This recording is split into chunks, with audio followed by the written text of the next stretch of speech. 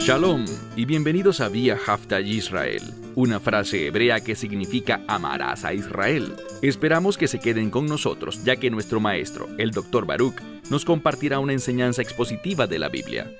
El Dr. Baruch es profesor titular del Instituto Zera Abraham, con sede en Israel. Aunque todos los cursos en el instituto se imparten en hebreo, el Dr. Baruch se complace en compartir esta enseñanza en inglés con doblaje al español.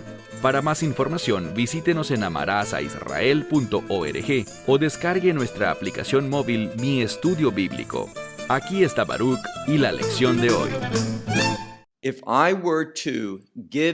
Si tuviera que darle un título a este capítulo, vendría con una advertencia. ¿Y cuál sería esa advertencia? Cuidado con aquellos que quieren atacar a Israel. Vemos en las Escrituras una relación muy cercana, obviamente una relación de pacto, entre Israel y Dios. Y aunque Israel ha sufrido enormemente a manos de sus enemigos, y también a veces debido a la disciplina de Dios, al final, y estoy hablando de los últimos días, Dios se moverá, como lo hemos dicho tantas veces. Él derramará su juicio sobre este mundo, y al hacerlo, Él reafirmará su relación, su pacto, con los hijos de Jacob. Y habrá un remanente de aquellos que aún estén vivos, que experimentarán la restauración de Dios por medio de su redención. Y este es un principio muy importante. La redención conduce a la restauración y a una renovación de vuelta a las promesas de Dios, a los propósitos de Dios. Así que, cuando vemos la profecía de Isaías, vemos a Dios moviéndose con el fin de traer juicio sobre este mundo. En el capítulo que estudiaremos hoy, el capítulo 27 de Isaías, vemos que hay fuertes señales dentro del capítulo, escritas en el texto, que nos indican que este capítulo no se trata sobre el pasado, sino sobre el futuro, más específicamente sobre los últimos días, esa redención final que el Mesías traerá cuando regrese para establecer su reino. Este principio del que hablamos a menudo, me refiero que primero viene el juicio, un juicio que finalmente será una vindicación para el remanente de Israel, es algo que debe suceder antes de que se establezca el reino de Dios. Así que dicho esto, toma tu Biblia y ve conmigo al capítulo 27 de la profecía de Isaías. Esta profecía es difícil. Al leerla, hay mucho que puede confundir al lector. Cuando prestamos atención al idioma original, hay aspectos gramaticales que van de un lado al otro y que pueden causar que no seamos capaces de sacar una conclusión clara y dogmática de lo que se señala en el capítulo. Pero el panorama general es de lo más claro. Esto se hará más evidente cuando comencemos este estudio. Así que, empecemos. Leamos el primer versículo, Isaías capítulo 27, versículo 1. Esa expresión familiar, Beyom Jahu. En este capítulo 27, que tiene solo 13 versículos, esa expresión, en aquel día, refiriéndose al día del juicio, específicamente en este contexto al día del juicio final, aparecerá Beyom Jahu, esa expresión, 4 veces, tanto al comenzar como al terminar este capítulo. Y esto nos brinda el contexto adecuado para saber que a lo largo, no solo al inicio ni solo al final, sino a través de todo el capítulo, estamos hablando de los últimos días. Y noten lo que Dios hará inicialmente en esos últimos días. ¿Cómo va a traer juicio sobre ese gran enemigo? ¿De quién estoy hablando? Mira el versículo 1. En aquel día, el Señor y la mayoría de las Biblias colocan visitará. Esta palabra se deletrea Pei Kuf Dalet, que nos habla de Dios estando completamente involucrado, Él actuando en una manera poderosa y completa. Aquí, Dios visitará, pero fíjense a quién visitará y por qué. Él visitará el Señor con su espada. ¿Qué tipo de espada? Es una espada que es fuerte, también dice que es grande o enorme, y además es dura, imposible de romper. Tenemos aquí una imagen de Dios.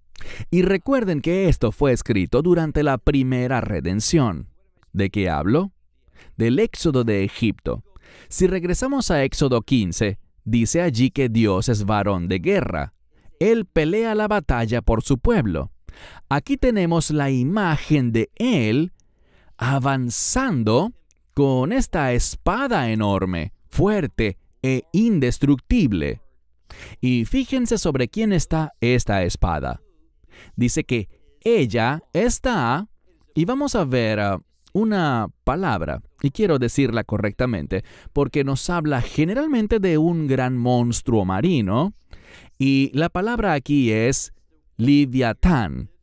El Leviatán es conocido en el idioma hebreo como un monstruo que proviene del mar, y que tiene, como veremos, conexiones satánicas. Debemos recordar, por ejemplo, si estudiamos el libro de Apocalipsis capítulo 13, allí vemos que la bestia emerge del mar. Eso significa un imperio que surge de una gran inestabilidad. El mar representa la inestabilidad. Cuando leemos esto, vemos que Dios está trayendo juicio sobre este monstruo marino. Y noten la siguiente palabra que se usa, es la palabra Nahash. Nahash es una palabra genérica para serpiente, y es una de las palabras que se usa para describir a Satanás en la Torá. Así que vemos a este monstruo, que también es llamado serpiente, y no solo eso, sino que al leer, encontramos también la palabra Bariach.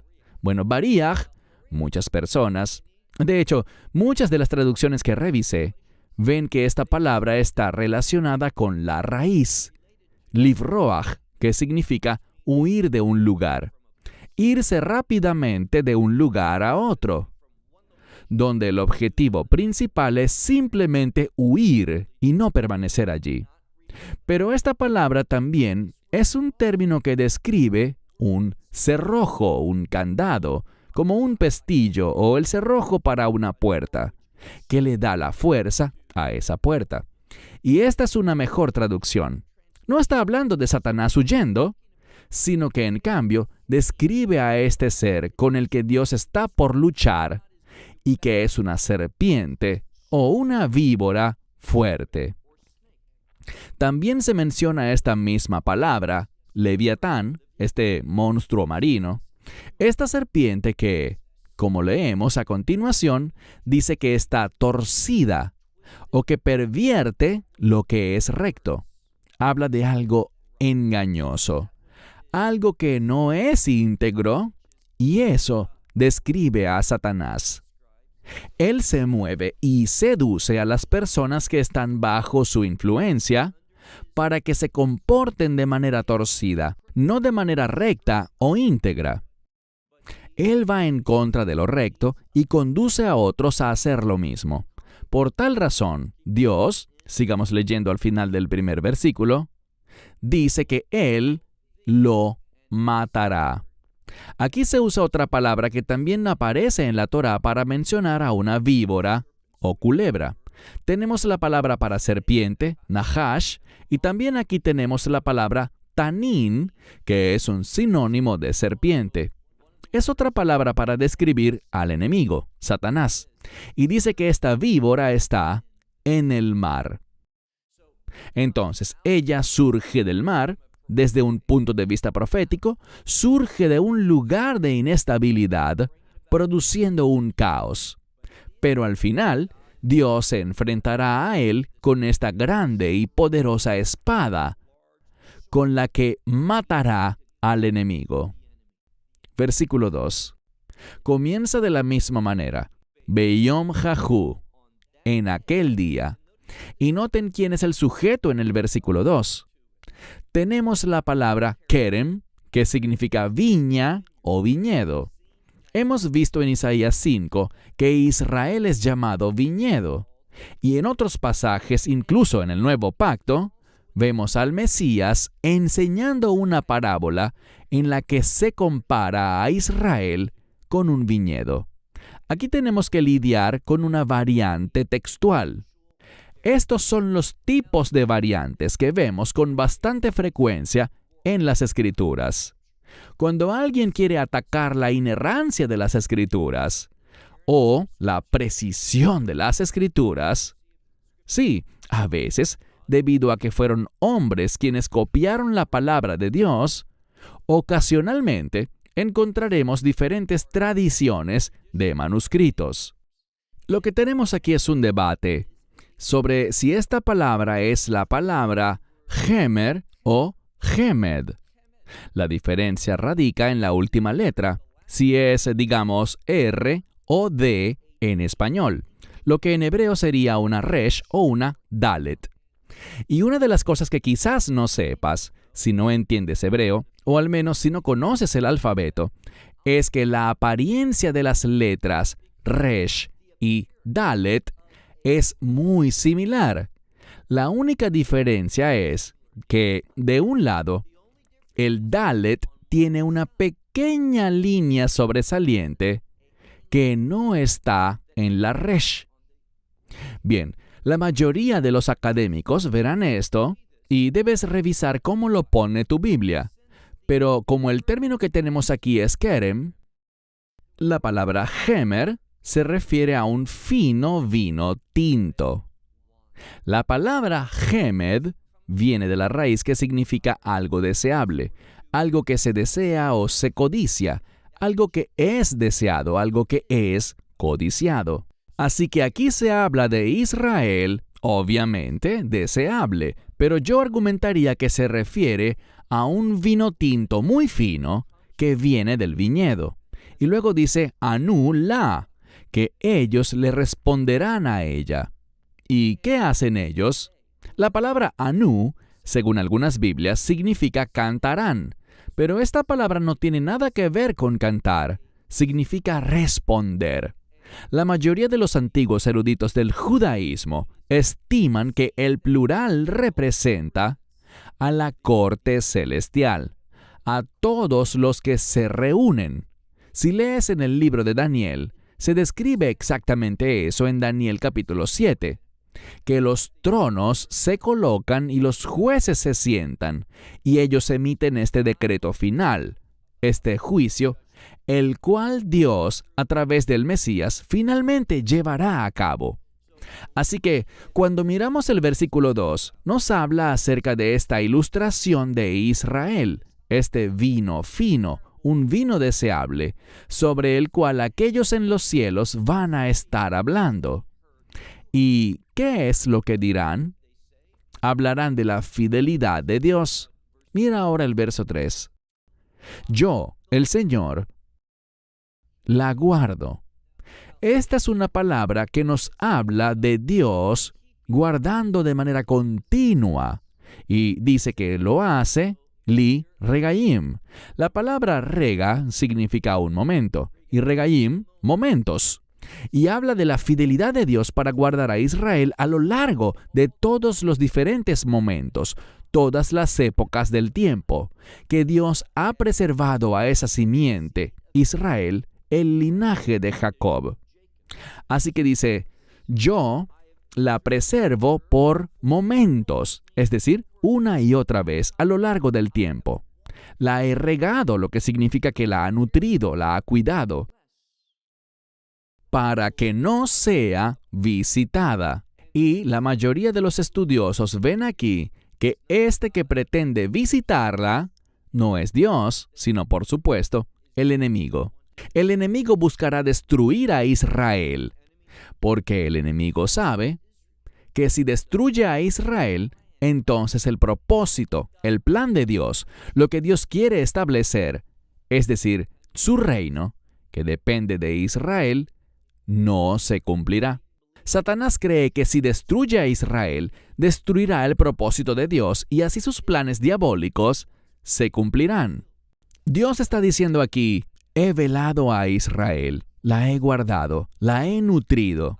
Literalmente dice, la he regado con el fin de que no sea visitada. Y luego dice, de día y de noche, esa misma palabra, yo la estoy guardando. Literalmente está redactado en futuro, yo la guardaré, pero el punto es que esto es algo continuo. A veces el futuro se usa no solo para hablar de un evento que vendrá, sino de algo que está ocurriendo ahora y continuará en el futuro. Así que Dios está hablando de su fidelidad. Versículo 4. En cuanto a Israel, y recuerden, este es el día del juicio y Dios dice, calor. Esta es una palabra que significa ira, como estar enojado hasta ponerse rojo. Dice, ira yo no tengo. Y luego dice, ¿quién me pondrá? ¿O quién pondrá delante de mí? Y luego dice Shmir Shaet, que significa espinos y cardos y cosas por el estilo. Todo esto habla de algo difícil de atravesar. Si estás en un campo lleno de espinos, maleza y cardos, se te hará difícil avanzar. Pero Dios dice que si este es el caso, aquellos que pongan delante de mí estos espinos y cardos en la guerra, dice, pasaré a través de ellos y los encenderé todos juntos.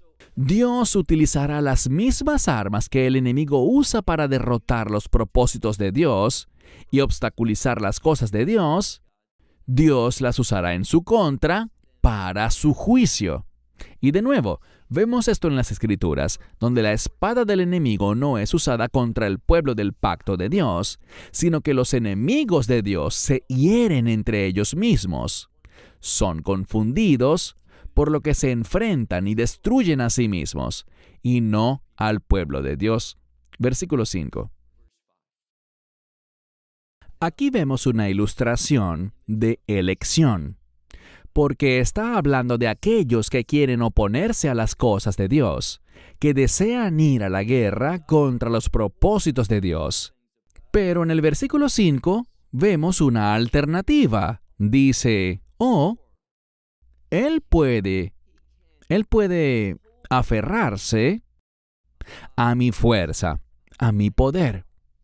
Es un juego de palabras, ya que tenemos dos palabras diferentes para fuerza o poder. La palabra para aferrarse viene de una raíz que significa ser fortalecido.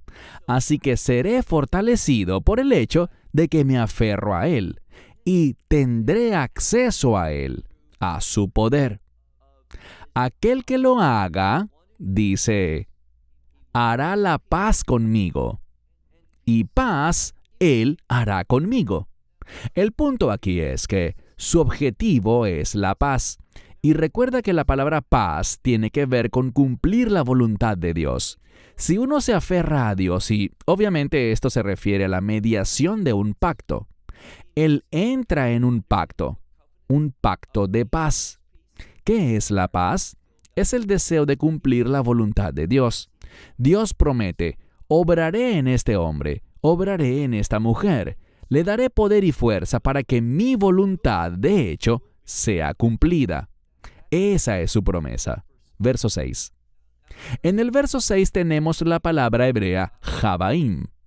La mayoría de los eruditos la ven como una referencia a una frase que se repite una y otra vez en la profecía. Conocemos la expresión en aquellos días o esos días están por venir, en un tiempo futuro. Entonces Jabaim tiene que ver con lo que vendrá, y la mayoría de los estudiosos creen que se refiere al futuro. En los días por venir, ¿qué hará Dios? Dios causará que Jacob, eche raíces, y él retoñará y florecerá. ¿De quién habla? De Israel. Así que Israel será una nación que retoñe y florezca, que llene la faz de la tierra con sus frutos, con su producción, con su resultado. ¿Y qué está destinado a hacer Israel? Se convertirá en una nación, en un reino. Esta creación reflejará la justicia, y es la justicia de Dios la que se manifestará, en última instancia, a través de Israel en ese reino. Es la justicia de Dios, es la justicia del Mesías, pero Israel está llamado a reflejarla. Y en el reino se producirá ese cambio, y ese cambio comenzará al final de los últimos días. Versículo 7. El versículo 7 es un versículo muy difícil de traducir, no debido al vocabulario, ya que principalmente tiene dos palabras clave. Primero, la akot, que significa pegar o dar un golpe, y la palabra la arok, que significa matar. Así que tenemos golpear, causar una herida a alguien, y luego tenemos el término para matar. Pero las construcciones gramaticales aquí son muy difíciles de traducir de manera literal al inglés o al español. Y así es como la mayoría de los eruditos lo entienden. Leamos con atención el verso 7. Comienza con una Hei, esa letra, que en este contexto convierte la frase en una pregunta. Luego tenemos esta frase que realmente es una pregunta. ¿Es de acuerdo al golpe que él dio? Dice que fueron golpeados. Y digo fueron, aunque está en singular, porque se refiere al enemigo de Israel, a los enemigos de Dios. Y también vemos la misma palabra o la misma idea en el verso 7, con respecto a matar. Dice, o de acuerdo a los muertos, a aquellos que él mató, fue igual que aquellos que él mató, que han muerto. Lo que está diciendo aquí es que el enemigo no es como Dios. El enemigo no puede dar un golpe, no puede herir como lo hace Dios, ni puede matar como mata Dios. Algunos eruditos ven aquí un contraste entre cómo Dios trata a Israel y cómo trata a las naciones. Aunque Israel recibió un golpe, no fue como el golpe que él dio a Faraón y a los egipcios. Igual con los muertos, aunque cierto número de los Benei Yisrael, algunos hijos de Israel murieron, no fue como la muerte de los enemigos. Lo que yo diría del versículo 7 es esto. Nos habla de la singularidad de Dios, de la superioridad de Dios, de la soberanía de Dios, que el enemigo no puede actuar como Dios actúa, no puede producir la muerte como Dios la produce, y como también podemos ver en otras traducciones, que Dios hace una distinción entre Israel y las naciones. Dios no trata a Israel de la misma manera que trata a las naciones, y por una razón principal, el pacto. Israel tiene un pacto, y si las naciones entraran en ese pacto, experimentarían lo mismo. Este es el aspecto central del verso 7. Ahora verso 8. En la misma medida, y esto nuevamente muestra la singularidad de cómo Dios trata a su pueblo de pacto. En la misma medida que Él la envió, recordemos que Israel es un término femenino. En la misma medida en que la envió, los envió al exilio y los castigó, de esa misma manera Él peleará por ella. Y Él removerá. Algunos dicen que esta palabra aquí, Hagá puede significar enunciar algo, decir algo o declarar algo. O también puede significar remover algo. Entonces, o bien Dios declarará algo, noten el contexto aquí, con un fuerte aliento en el día del juicio. en el día del juicio. Esta palabra juicio representa el oriente, y usualmente el juicio viene del oriente. Algunos dicen que la palabra aliento o espíritu tiene que ver con una tormenta que vendrá del oriente. De cualquier manera, esto es una ilustración relacionada con el juicio. Entonces, o bien Dios removerá mediante el ruaj, que es su espíritu, puede ser su aliento o viento, Dios lo proclamará y lo removerá por medio de su espíritu severo, de un espíritu duro, el día del juicio. Y así será, lo veremos con certeza, que el Espíritu de Dios será severo en juicio en los últimos días. Versículo 9. Por lo tanto, con esto, la iniquidad de Jacob será expiada. Aquí Dios, Él hará, en los últimos días, hará algo. Él cubrirá, eso es lo que significa expiar. Él expiará la iniquidad de Jacob. Y así, todo el fruto de su pecado será eliminado. Aquí fruto se refiere a todo el resultado y las implicaciones de su pecado. Todo eso será removido. Cuando Él saque todas las piedras del altar como piedras de yeso, que es algo similar al polvo. La siguiente palabra significa explotar, reventar algo en pedazos. Y esto hará con los asharim y los hagmanim, que significa ídolos, todo lo que tiene que ver con idolatría, objetos de adoración falsa. Lo que Dios está diciendo es lo siguiente: cuando Jacob sea transformado por la gracia de Dios, cuando experimente la expiación y el perdón de Dios, ¿cuándo sucederá esto? En los últimos días. En ese momento ocurrirá un cambio. Se levantará y convertirá las piedras del altar en polvo. Él destruirá la idolatría en medio de los hijos de Israel en los últimos días. Versículo 10. Al hacerlo, este imperio también será destruido. A veces una ciudad, si lees el libro de Apocalipsis, se habla de Babilonia. ¿Cómo ha caído Babilonia? La mayoría de los eruditos concuerdan en que no se trata de la Babilonia literal, sino la idea que evoca cuando escuchamos la palabra Babilonia. Todo lo relativo al cautiverio babilónico, la destrucción de Jerusalén y del templo, a manos de Nabucodonosor y del imperio babilónico, que vino a destruir las cosas de Dios, a su pueblo, a su ciudad y todo lo demás. Dios lo permitió, Dios lo usó, pero Babilonia era un pueblo malvado.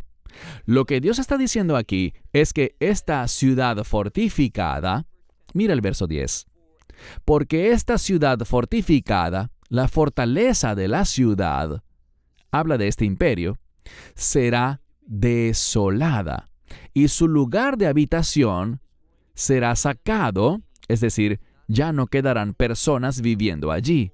Será abandonada como el desierto. Y allí el ganado pastará, y allí se acostará, y lo consumirá todo. Va a acabar con todas las ramas. Cualquier cosa que pudiera dar sustento, cualquier cosa que tenga el menor vestigio de vida, la vegetación, la vida, será destruida. Versículo 11. El versículo 11 es un versículo muy poderoso, que nos habla de cómo, si no tienes fe en las promesas de Dios, actuarás de una manera que atraerá tu propia ruina. Leamos entonces el verso 11. Se menciona aquí la sequedad de la cosecha, y la implicación es que las ramas, el fruto, todo aquello será quebrado. Fíjense que cuando todo se seca, se vuelve frágil. Estamos hablando de distintos tipos de vegetación. Recuerden que el contexto aquí es el tiempo de la cosecha. Cuando eso pasa, cuando la vegetación se seca y se vuelve frágil, ¿qué dice? Las mujeres vienen y le prenden fuego a la cosecha. Porque este no es un pueblo. Eretz, un pueblo de entendimiento. Por lo tanto, Él no tendrá misericordia de ellos. Y el Creador no mostrará de modo alguno su favor para con aquello que Él formó. Esto nos habla de una destrucción. ¿Por qué? Porque la imagen aquí es que las mujeres vienen y toman lo que parece estar muerto y lo queman.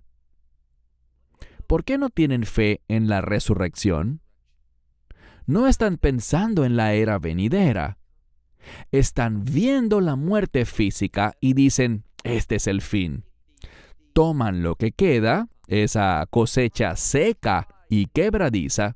¿Para qué sirve? Solo para quemarla. Esto muestra que participarán en su propio castigo.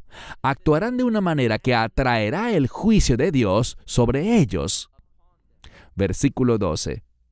2 versos más, y ambos comienzan, tanto el 12 como el 13, ambos comienzan igual que los versos 1 y 2, y me refiero a la expresión Beyom Jahu. Leamos el verso 12. Y acontecerá en aquel día que el Señor herirá, golpeará. Este es un término para trillar. Si encuentras trigo, con el fin de obtener el grano, la parte que nutre, debes golpearlo. Y dice que el Señor golpeará, y aquí está, los canales del río. Esto también puede referirse al trigo a lo largo del río, hasta el río de Egipto. Usa dos palabras, Nahar y Nahal. Una se refiere, según los eruditos, al Nilo, y la otra, Nahal, se refiere a un río más pequeño que era conocido en Egipto. Entonces dice, ustedes serán recogidos. Así lo dice, ustedes en plural. Todos ustedes serán recogidos uno a uno. ¿Y a quién se refiere? A los hijos de Israel. Así que Israel, aunque será golpeado, aunque pasará por lo que conocemos como el tiempo de angustia de Jacob, un tiempo de aflicción, de pruebas y dificultades a manos del enemigo, Dios es el arquitecto, aunque no es la causa, pero sí el arquitecto. Es decir, Él usará esto con el fin de llevar a Israel al arrepentimiento. Y el remanente, aquellos que sobrevivan, experimentarán que Dios los recogerá uno por uno. ¿A quiénes? A los hijos de Israel. Verso 13. Una vez más, y sucederá Beyom Jahu en aquel día. Y noten las palabras aquí, que el gran shofar, ese cuerno, el cuerno de carnero, que habla de la provisión de Dios para la victoria, una victoria de reino. Sucederá en aquel día que sonará el gran shofar. Y los que están pereciendo en la tierra de Asiria vendrán. Y los desterrados en la tierra de Egipto, ellos también. Y todos se postrarán ante el Señor en el monte santo. ¿Dónde? En Jerusalén. Así que Dios no se olvidará de los desterrados de su pueblo, que están en Asiria y en Egipto, dos lugares que representan sufrimiento, un gran sufrimiento, y también el exilio. Es muy similar a lo que vemos en Mateo 24:31, en los últimos días, cuando el Mesías regrese, con el sonido del shofar. Él reunirá a sus escogidos de los 4 puntos cardinales, norte, sur, este y oeste. Aquí está hablando de reunirlos de entre sus enemigos. Estos dos grandes enemigos en la historia de Israel. Él los traerá con el fin de que puedan, noten lo que dice, que ellos adoren al Señor en el santo monte en Jerusalén. Jerusalén, santa en el pasado y tiene un futuro santo y glorioso. El capítulo 27 es un gran capítulo que nos recuerda lo que Dios hará y su fidelidad para con aquellos que tienen una relación de pacto con Él. Shalom desde Israel. Esperamos que te hayas edificado con el mensaje de hoy y lo compartas con otros. Te invitamos a seguir nuestros estudios cada semana por este canal y por el portal de YouTube de Amarás a Israel. También puedes descargar nuestra aplicación móvil gratuita, Mi Estudio Bíblico. Finalmente, para obtener más información sobre nosotros, visita nuestra web amarasaisrael.org, donde encontrarás otras conferencias de Baruch en audio, video y texto. Hasta el próximo programa. Que el Señor te bendiga en Yeshua HaMashiach, Jesús el Mesías, mientras caminas con Él. Shalom desde Israel.